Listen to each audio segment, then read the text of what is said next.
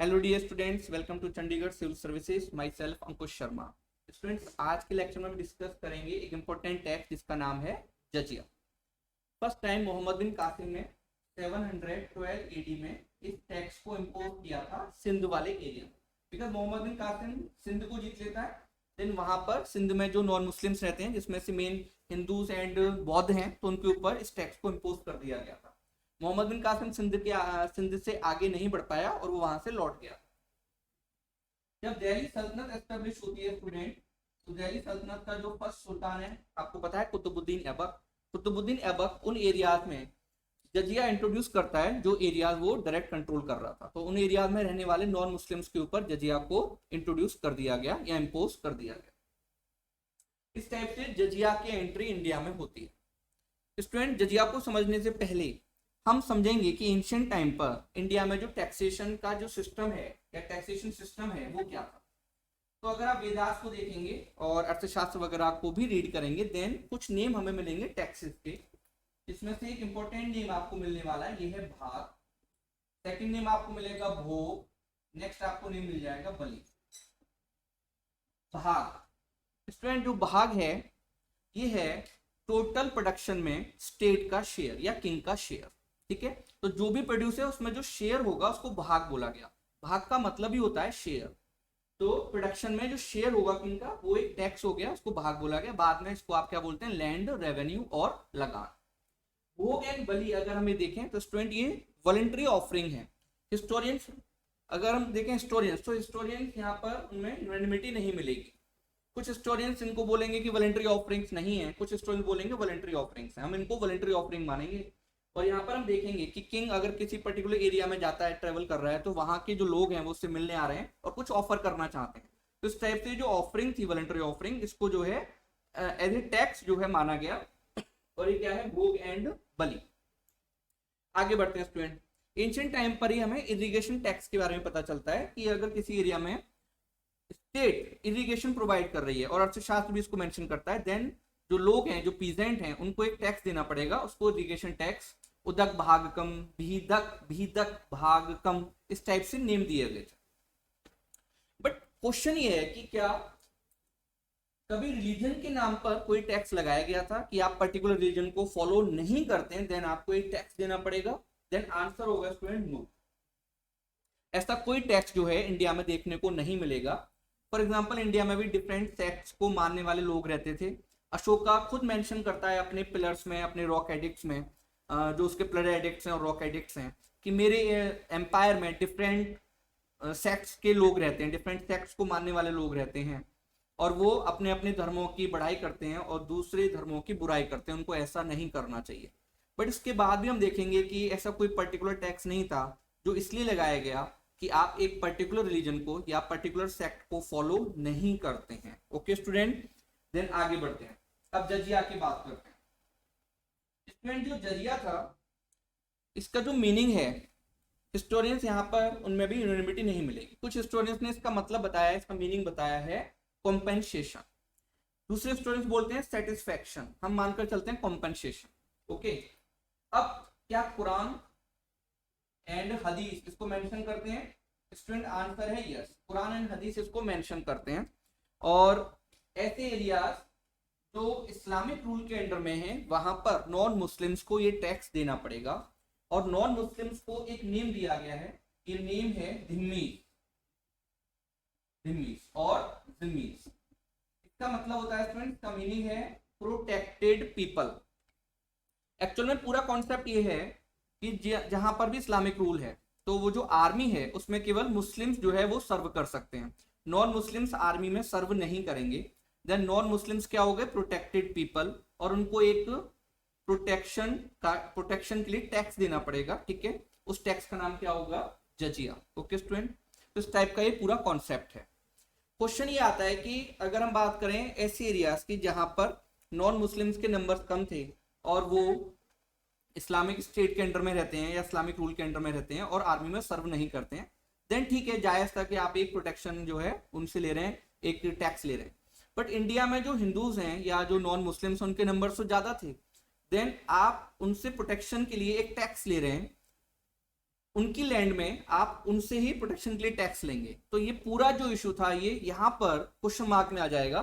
यार ऐसा कैसे हो सकता है कि आप एक लैंड है वहां पर लोग थाउजेंड्स ऑफ ईयर से रहते हैं और उस एरिया में जाकर बिकॉज इस्लामिक रूल आ गया देन आप क्या बोलेंगे कि आपको एक टैक्स देना पड़ेगा। यहाँ पर एक मेन इशू था स्टूडेंट। इसका एक ऑब्जेक्टिव ये भी था इस टैक्स को लगाने का कि जो लोग मान लीजिए कुछ लोग हैं जो लोअर क्लास में आते हैं देन उनको लगता है कि यार टैक्स का बर्डन ज्यादा है, इससे अच्छा है कि हम जो है अगर इस्लाम को एक्सेप्ट कर लेते हैं देन हमें टैक्स नहीं देना पड़ेगा।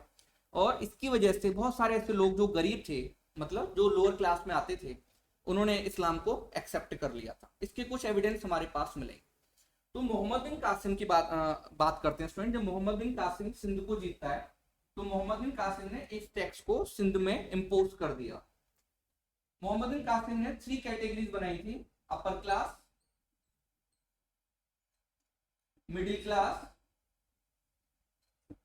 और लोअर क्लास।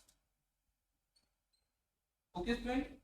तो अपर क्लास के ऊपर जो है ये टैक्स होगा अबाउट 48 दिरहम। 48 दिरहम।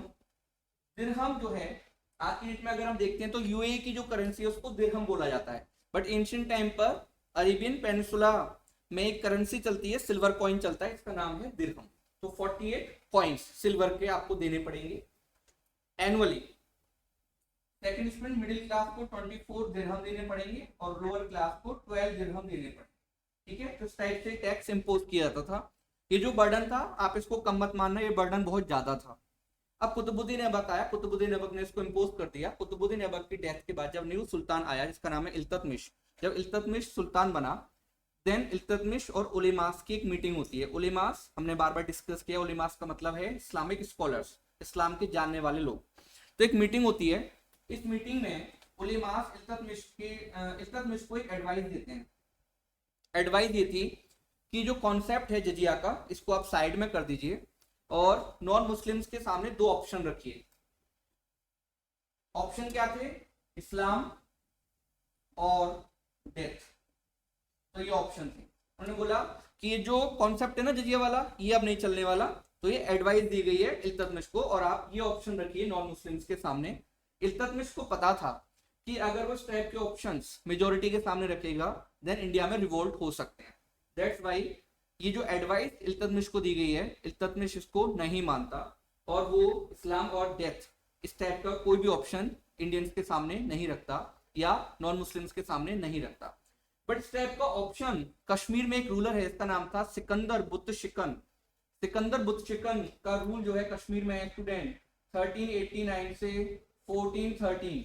इस टाइप के 2 ऑप्शन सिकंदर बुत शिकन ने कश्मीर के लोगों के सामने जो नॉन मुस्लिम थे उनके सामने रखे थे और वहां पर ये डिक्लेयर किया गया था या तो आप इस्लाम को एक्सेप्ट कर लीजिए अदरवाइज आपको मार दिया जाएगा, और ये भी ऑप्शन था कि आप कश्मीर को छोड़कर चले जाइए। ठीक है, तो यहाँ पर हम देखेंगे स्टूडेंट कि उलेमास का इंटरफेरेंस बहुत ज्यादा है और उलेमास ये चाहते हैं कि इंडिया को कन्वर्ट किया जाए और इंडिया में जो नॉन मुस्लिम्स हैं उनको कन्वर्ट किया जाए और इंडिया को एक इस्लामिक स्टेट बना दिया जाए। ठीक है, बट इल्तुतमिश इसको नहीं मानता है। आगे बात करते हैं अलाउद्दीन खिलजी के टाइम पर। अलाउद्दीन खिलजी के टाइम पर एक काजी है, इनका नाम था काजी मुगीत। काजी मुगीत अलाउद्दीन खिलजी को एडवाइस देते हैं और ये बोलते हैं उनको कि अगर टैक्स कलेक्टर मतलब जजिया का जो कलेक्टर है वो जाता है तो उसके सामने जो बंदा टैक्स देने आया पे करने आया जो पेई है उसको अगर ये मांगा गया, फॉर एग्जाम्पल फिर से समझिए स्टूडेंट, टैक्स कलेक्टर अगर टैक्स देने वाले से सिल्वर मांगता है उसको गोल्ड देना चाहिए और उसको अपनी नीज पर आना चाहिए, उसको नीज पर बैठना चाहिए, देन उसको जो है जजिया देना चाहिए। नेक्स्ट आगे बोलते हैं कि अगर टैक्स कलेक्टर जो बंदा टैक्स पे कर रहा है उसके माउथ में स्प्रिट करना चाहता है देन उसको अपना माउथ ओपन कर देना चाहिए। इस टाइप की बातें काजी मुगीत जो है वो अलाउद्दीन खिलजी से करते हैं। तो स्टूडेंट यहाँ पर आप देखेंगे कि कहीं ना कहीं नॉन मुस्लिम्स को इंसल्ट भी किया जा रहा था थ्रू जजिया, बिकॉज औरंगजेब ने भी बाद में इस टाइप का एक ऑर्डर दिया था जिसमें लिखा हुआ था कि जब ये टैक्स कलेक्ट किया जाएगा तो टैक्स पे करने वाला अगर टैक्स कलेक्टर बैठा हुआ है चेयर पर तो टैक्स पे करने वाला खड़ा रहेगा, अगर टैक्स कलेक्टर खड़ा हुआ है देन टैक्स पे करने वाला अपने नीज पर बैठेगा और अपने हाथ में टैक्स को रखेगा और टैक्स कलेक्टर के सामने वो जो है उसको पेश करेगा। टैक्स कलेक्टर उसको कलेक्ट कर लेगा और उसके हाथ पे स्प्लिट भी कर सकता है। तो इस टाइप की बातें स्टूडेंट इसमें जजिया में आपको देखने को मिलेंगी जो औरंगजेब ने ऑर्डर दिया था। ओके स्टूडेंट्स, आगे बढ़ते हैं। अब ये टैक्स चल रहा था, फिरोज शाह तुगलक आया दिल्ली सल्तनत में। फिरोज शाह तुगलक ने क्या किया? तो स्टूडेंट फिरोज शाह तुगलक ने ये टैक्स जो है वो ब्राह्मण्स के ऊपर भी इम्पोज कर दिया। अभी तक ये टैक्स ब्राह्मण्स के ऊपर इम्पोज नहीं किया गया था, इवन अगर विमन है या हैंडीकैप्ड हैं तो उनसे भी ये टैक्स कलेक्ट नहीं किया जा रहा था, बट अब ब्राह्मण्स के ऊपर ये टैक्स इम्पोज कर दिया गया। ब्राह्मण्स ने फिरोज शाह तुगलक को थ्रेट किया कि अगर आप ये ऑर्डर वापस नहीं लेते हैं देन हम अपने आप को जला लेंगे, ठीक है, मतलब वहां पर हम जो है जैसे फायर जौहर टाइप का होता था उस टाइप से हम अपने आप को जला लेंगे। तो फिरोज शाह तुगलक ने बोला कि मुझे फर्क नहीं पड़ता है, आप जो करना है करिए, मैं ऑर्डर वापस नहीं लूंगा। देन दिल्ली के जो मर्चेंट्स हैं, ट्रेडर्स हैं, उन्होंने फिरोज शाह तुगलक को बोला कि ब्राह्मण्स के बिहाफ पर मतलब उनका जो टैक्स है वो हम पे करेंगे। देन ये इशू थोड़ा सा डाउन हुआ। स्टूडेंट फिर ये टैक्स जो है आगे बढ़ता रहा और कलेक्ट होता रहा। कभी कभी ये जो टैक्स है, जो लैंड रेवेन्यू था जिसका नाम खराज है, उसके साथ ये कलेक्ट होता था, ठीक है। आगे बढ़ते हैं। अब मुगल रूल आया, तो मुगल्स के टाइम पर ये टैक्स कलेक्ट हो रहा था। अकबर जब रूलर बनता है स्टूडेंट, तो अकबर ने इस टैक्स को अबोलिश कर दिया। अकबर ने ये टैक्स कब अबोलिश कर दिया? 1564 में अकबर ने जजिया को हटा दिया। दैट्स व्हाई अकबर को अकबर द ग्रेट भी बोला जाता है। यस, अकबर से कुछ गलतियां हुई हैं, फिर भी हम देखेंगे अकबर दूसरे रूलर से अलग है, उसने टैक्स को अबोलिश कर दिया और इसकी वजह से जो ट्रेजर है, खजाना है, उसको नुकसान भी हुआ था अबाउट 1 और 2 करोड़ रुपीस का, बट इसके बाद भी अकबर ने इस टैक्स को हटा दिया। जब औरंगजेब रूलर बना तो औरंगजेब ने स्टूडेंट 1679 में इस टैक्स को फिर से इंपोज कर दिया। ओके, 1679 में फिर से इंपोज कर दिया। उसके बाद जहांदार शाह का जो पीरियड है स्टूडेंट आप याद रखना 1712 एडी। तो जहांदार शाह ने 1712 एडी, जो लेटर मुगल है जहांदार शाह, उसने इस टैक्स को हटा दिया। और उसके बाद आपको पता है मुगल्स की पावर जो है वो कम होते जा रहे थे, वो वीक होते जा रहे थे और ईस्ट इंडिया कंपनी की पावर बढ़ रही थी। तो हम देखेंगे धीरे धीरे इस टाइप से इंडिया से जजिया जो है वो खत्म हो गया। क्वेश्चन ये है कि क्या इस जजिया की वजह से इंडिया में कन्वर्जन हुआ और लोगों ने इस्लाम को एक्सेप्ट किया? आंसर होगा यस। स्टूडेंट बहुत सारे ऐसे लोग हैं जिन्होंने जजिया की वजह से इस्लाम को एक्सेप्ट किया। इसमें मेन जो कैटेगरी आएगी वो लोएस्ट क्लास जो थी या लोअर क्लास जो थी वहां के लोग थे, बिकॉज उनके ऊपर इस टैक्स का बर्डन बहुत ज्यादा था। उनको लगता था कि अगर ये टैक्स वो पे नहीं करेंगे, ठीक है, तो उनके पास जो सेविंग है वो ज्यादा होगी और दैट्स वाई वो इस्लाम को अडॉप्ट कर रहे थे, इस्लाम को एक्सेप्ट कर रहे थे और वो जजिया से इस टाइप से बच रहे थे। कुछ लोगों ने जो गरीब भी थे इसको एक्सेप्ट नहीं भी किया, ये भी सच्चाई है स्टूडेंट, बट कन्वर्जन में इस टैक्स ने एक मेन रोल प्ले किया। और कहीं ना कहीं रिलीजियस टैक्स रहा। ये जो दिखावा था कि धिम्पीज हैं, जिम्मीज हैं, ये कॉन्सेप्ट इंडिया पर आप जो है इंडिया के ऊपर इंट्रोड्यूस कर ही नहीं सकते थे या इंडिया पर अप्लाई नहीं कर सकते थे, बिकॉज इंडिया में जो मेजोरिटी है वो किसकी थी? नॉन मुस्लिम्स की। तो वो प्रोटेक्टेड पीपल तो वैसे भी नहीं है।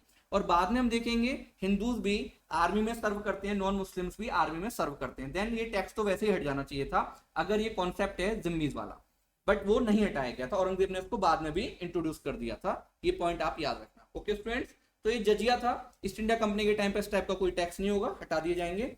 और जो टैक्स होंगे वो उनका जो पर्पस होगा वो दूसरा हो जाएगा। तो रिलीजियस टैक्स हटा दिया जाएगा इस टाइप से इंडिया से। Okay students, thank you very much.